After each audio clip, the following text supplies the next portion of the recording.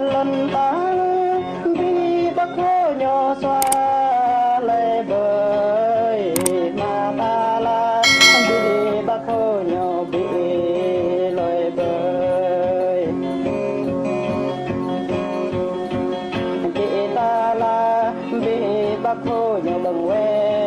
lội bơi vậy là ta là bị bắc hồ nhỏ bằng lộn lội bơi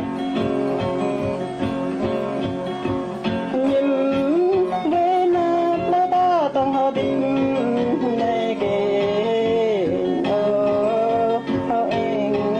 nát về có lại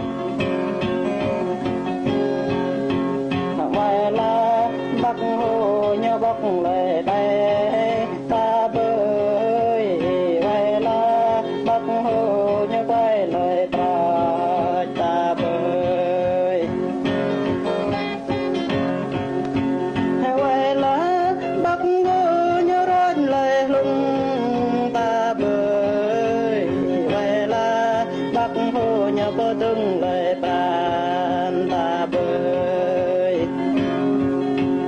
bằng mô bằng tô lệ đào la đôi la bằng mô bằng tô tô na đào gà đôi la